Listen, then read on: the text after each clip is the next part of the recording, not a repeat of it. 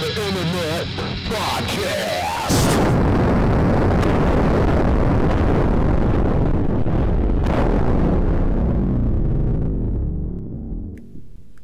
Episode 7.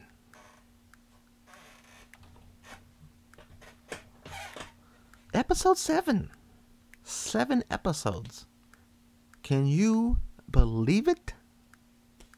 I officially have more episodes than listeners. But this is the Lethargic Squeaky Chair Worst Podcast on the Internet Podcast. Big time podcasting here. Hello, welcome to the podcast. Don't have anything to say this week. Just sitting here looking at my phone. What can I blab about? I have nothing to blab about. Gonna go to Drudge Report. See what the top story is, and then I'm gonna see if it's something I want to talk about.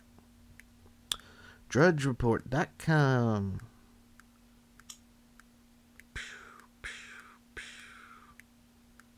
Implant can encode human memories.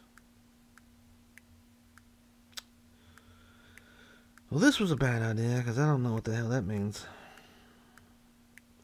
Let's see. Let's go to Fox News. What's happening in the world? Fox. Can't spell it. Fox News. Here's something to talk about.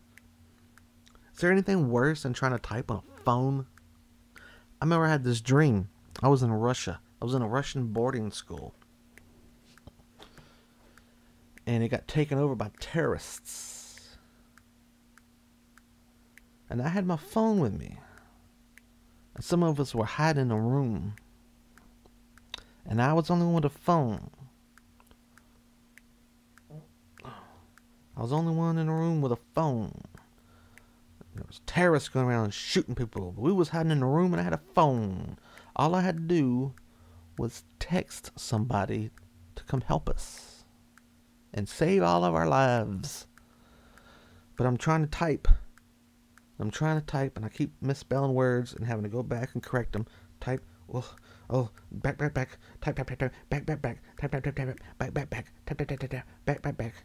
I was just... Everybody was mad at me and screaming. Stop screwing it up. You're gonna get us killed.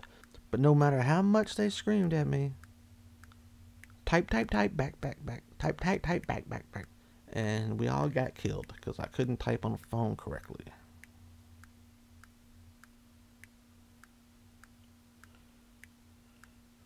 Let's see. What's going on in the world? Phones being slow. The U.S. is failing to stop most Americans trying to join ISIS.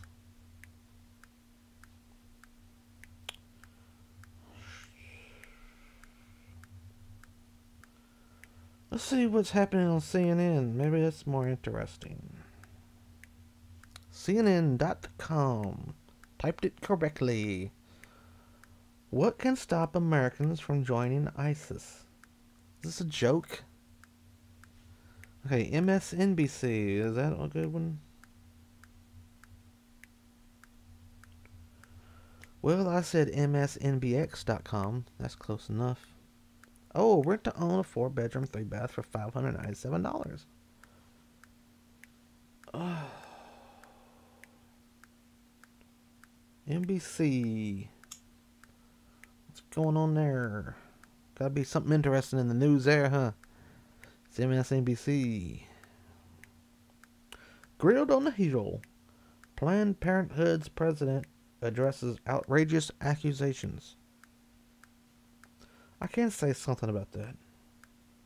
I don't care too much. And what I say is, who gives the fat turkey?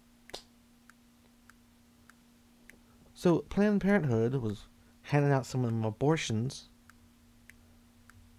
which is a good thing. We need to be handing out a lot more. We should be having mandatory abortions, as far as I'm concerned. How many people do we need? But then they're taking the dead babies and they're selling their arms and legs and toes and fingers and balls and ears or whatnots to science. And people are outraged. This is what we've gotten to. People are now outraged that dead bodies are being used for science.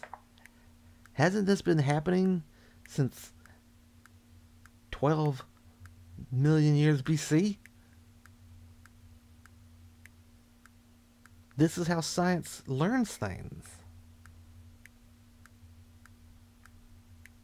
Who gives a turkey?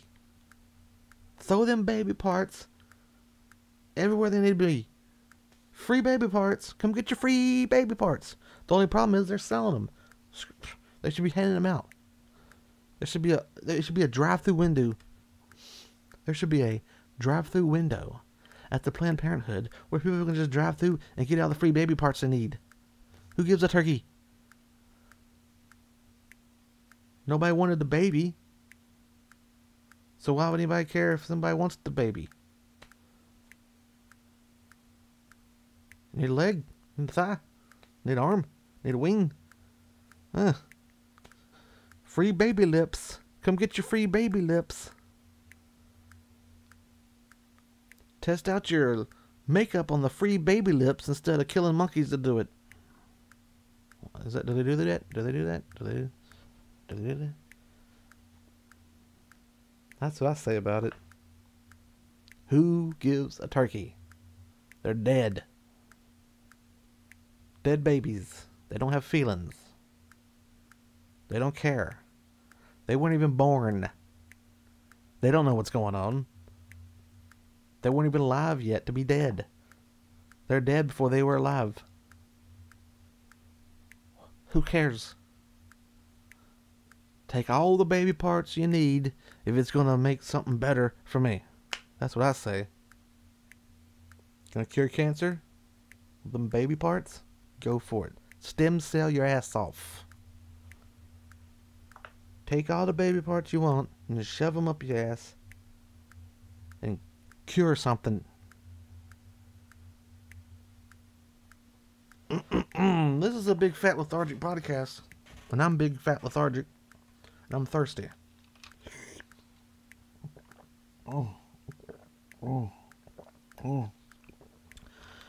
The main focus here is the same as usual. Boring people to death by reading my old songs and short stories from high school era lethargic.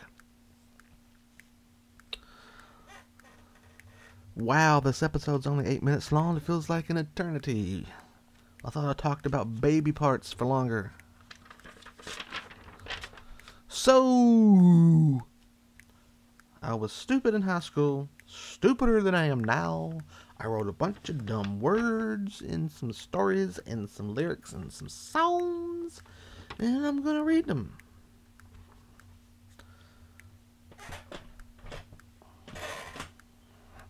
And I have a squeaky chair I sit in.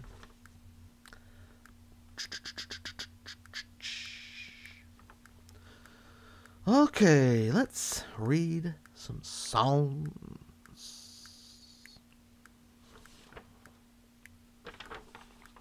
This song is called Hassle. All day long I get hassled. Hassled. I get hassled every day at school. Because it's run by incompetent fools. Don't give me hassles. Don't hassle me. It's 1:35 and I'm getting hassled. It's 1:45 and I'm getting hassled. It's 1:55 and I'm finally free. Repeat chorus. Don't give me hassles. Don't hassle me. So, I wrote a whole song because I got hassled for 20 minutes. From 1:35 to 1:55 in the afternoon, I was getting hassled like crazy.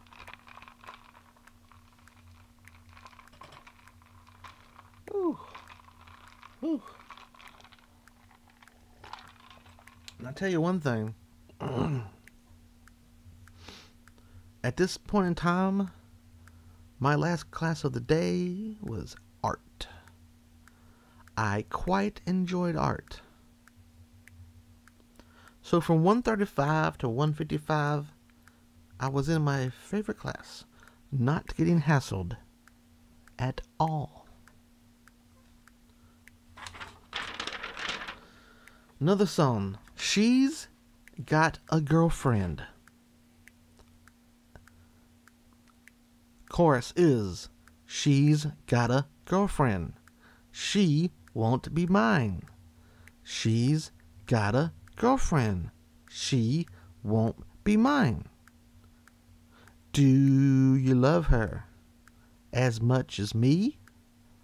What do you say? Don't make me beg. She's got a girlfriend. She won't be mine. She's got a girlfriend. She won't be mine. Do you love her as much as me? Don't make me beg.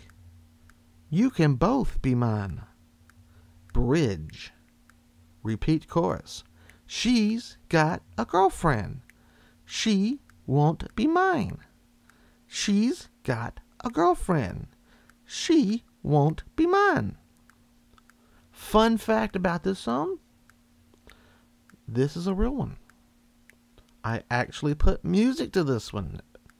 This was the second song I ever wrote and recorded in the history of Lethargic. And I quite liked the song for its time. I wonder if I can remember how to play it. Come here. I'll try it on the banjo.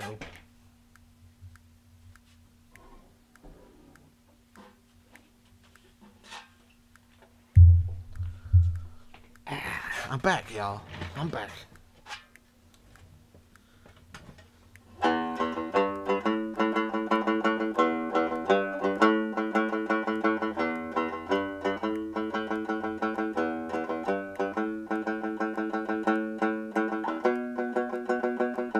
I do remember how to play it. It was, she's got a girlfriend. She won't be mine. She's got a girlfriend. She won't be mine. Do you love her as much as me? What do you say? Don't make me beg. She's got a girlfriend. She won't be mine. Rinse and repeat. Hope you all enjoyed that banjo playing. The banjo is tough because it won't stay in tune. I've wanted a banjo for years. I finally got one, only to discover that when you get a new banjo, you have to put it together yourself. And I don't know if you're aware of this, but I am no expert banjo put together person. I don't know how to do it. I did as best I could, but it won't stay in tune. Don't know what I'm doing. Is this podcast over yet? Is it over? Banjo? Is it over? We're only halfway through. 15 minutes. Cocksucker.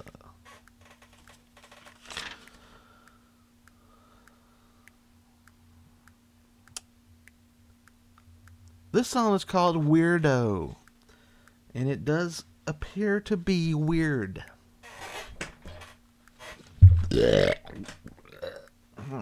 Weirdo. Guided through your head, a empty hemisphere, by a little man named Guido. You don't know what you want. Go away. Sheena is a punk. Snoop Doggy Dogg got my back. They call me G. Now pay the fee to see me. Use my key. I'll say this, it rhymes. I'm a crazy individual with a passion for a knife.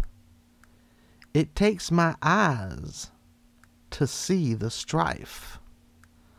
My pen writes in blue ink, as you can plainly see. Disco music. Disco music. Disco.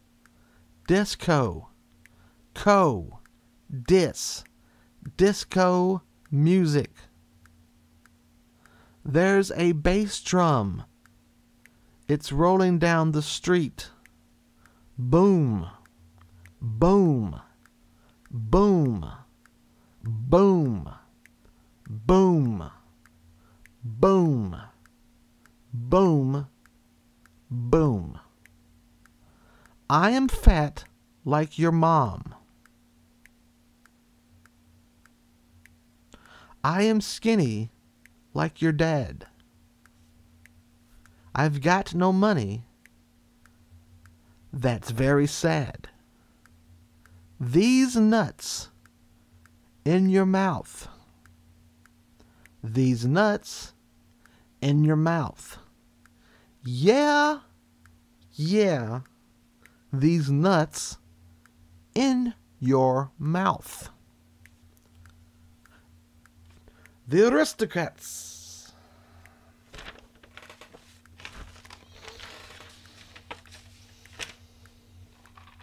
You know,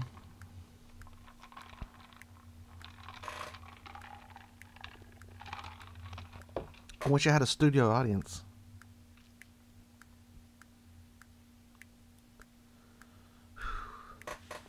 I hate all those shows with the laugh tracks, but this unfunny material I'm saying really makes me understand why Big Bang Theory uses a laugh track. Because what they do and what I do, we're basically the same amount of funny. But they have a laugh track, so it makes it seem like it's actually funny. I bet if I had a laugh track on my podcast, it'd be hysterical.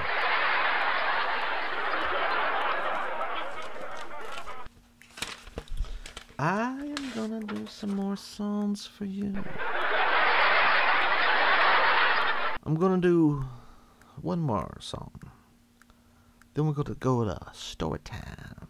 One more song, then story time. Another short one. Thank God. This one is called This World. This song is entitled This World.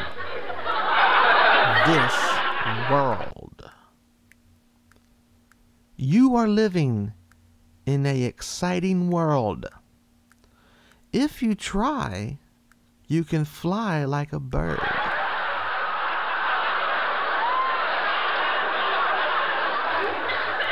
We the people of the United States.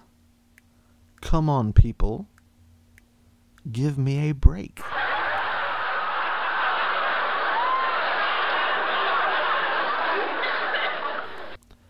Lady warriors trying to destroy me.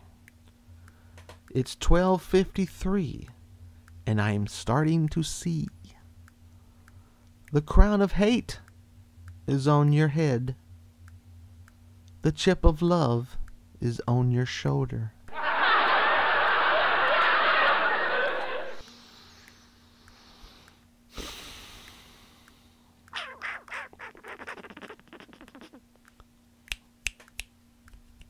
Still can't snap on my left hand. Can on my right. No, on my left.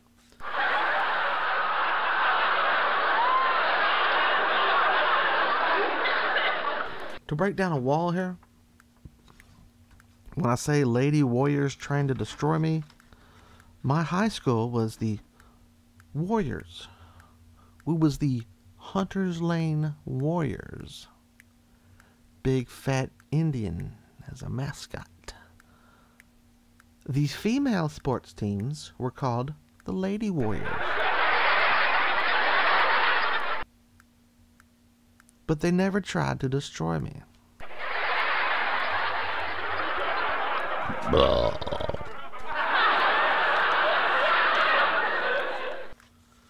I'm going to do a very, very, very special story this week. I've held this back until I really needed it. And I think we really need it.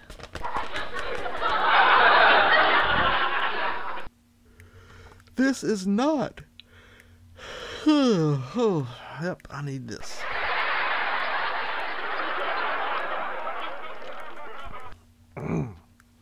This song is entitled The Tank. What?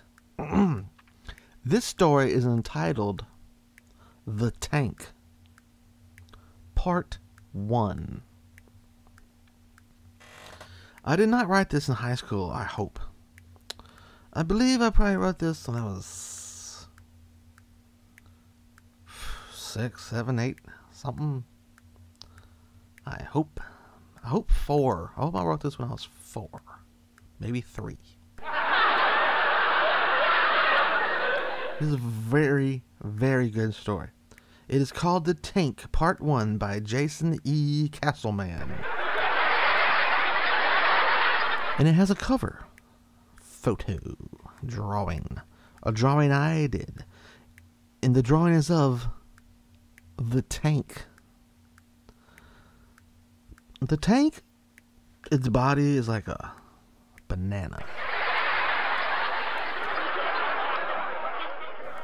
And it's got 5 beams coming out from under the banana with wheels attached to them. So it's 5 wheels. In the picture, it looks like 5 big titties. 5 wheels. And then it's got like a little cockpit thing on top. Right in the middle. The cockpit. And it's got like a gun thing. Like that thing on the Millennium Falcon that Luke and Han were shooting out of. One of those glass gun things. Gun compartment things.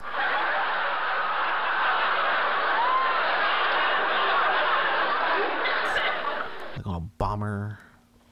I'm not describing it well, but it's got a gun poking out of it.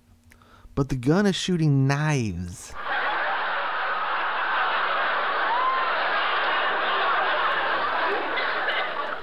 And then the other side of the compartment, there's an arm with a big saw on it. And on the back end of the tank, there's another arm with a big saw on it. Then moving towards the front from the compartment, there's a big arm coming out that's got like a big monster mouth on it. And in front of that, there's a big gun shooting a laser. And then coming from the top of the cockpit, there's a big beam, goes way up. And at the end of this beam, there's a giant rocket.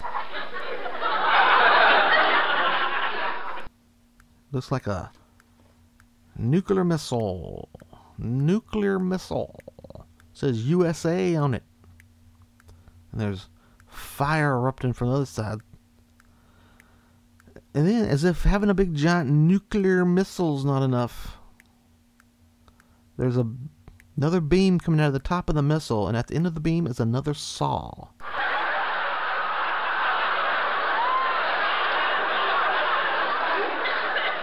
And at the bottom of the missile, there's another beam coming out, and at the end of the beam, there's another saw.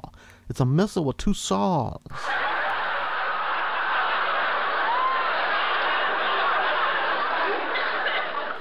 Just in case the nuclear blast doesn't kill you, the two saws will get you right in the ass.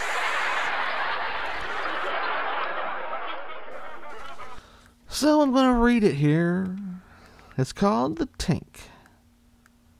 And at the top of the page, there's the missile is hitting the ground and there's a big explosion. It's called The Tank. Okay, here we go, folks, with The Tank Part 1.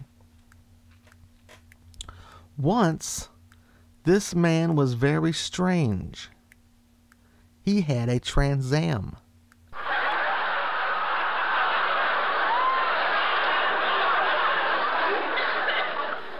He took it apart. He built a tank that had one claw, two saws, and a missile with two saws, a gun that shoots rays,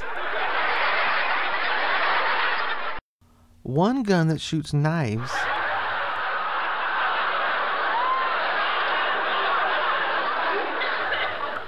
eight wheels, and a telescope.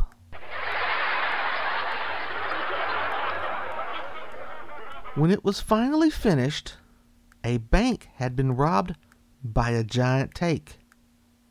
Here is the picture that was on it. I don't think I said that correctly, or wrote that correctly. Because it's a picture of the tank robbing the bank. So now it's a tank. It doesn't look like a banana. It's a straight tank with two wheels. It's got the same claw thing hanging off the back. But then it's got two machine guns on the top. Something else that's not doing nothing on the side. And another gun in the front of it. And a gun underneath it. And then it's shooting the bank and blowing a hole, and there's a little bag of money in it. And can we go back for a minute and say, I can't count? Because I said it had 8 wheels, but it's showing 5. So if there's the same amount of wheels on the other side, there'd be 10.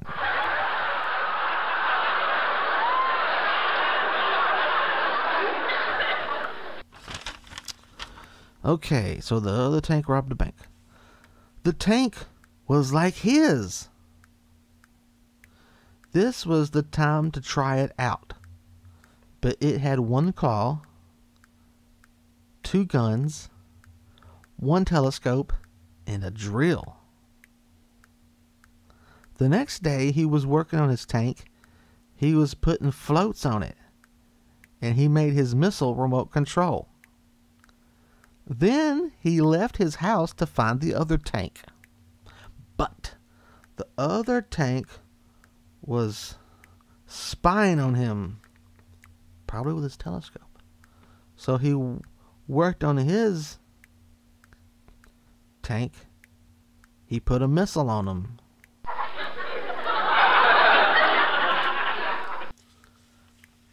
The tank part 2 now. Then he put on 2 special kind of buttons. And I drew the big round button. The first button was to make a tornado. Then there's another button. The second button is to make a flood. This is a great tank. This would win every war. He put a float on his tank. His tank was bigger than ever.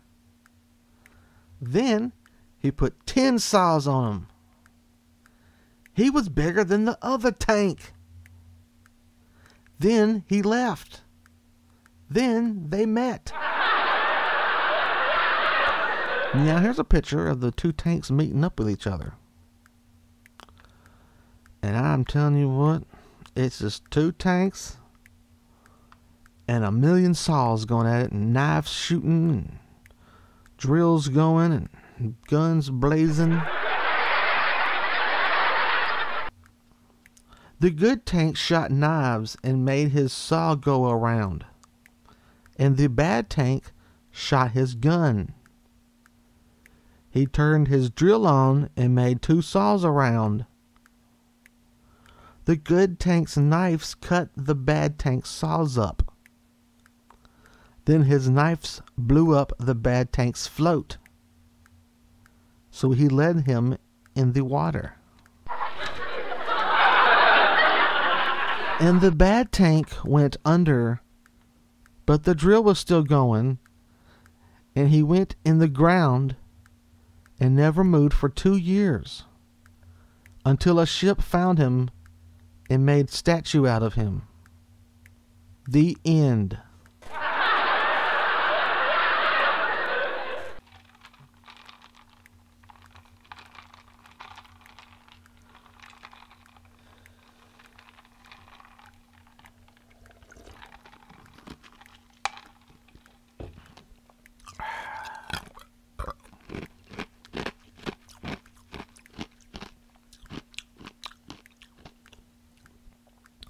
That is probably the best thing I've ever done.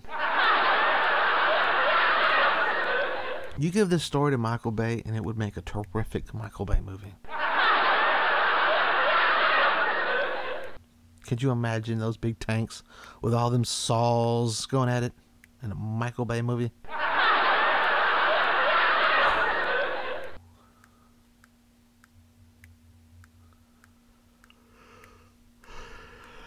See you next week.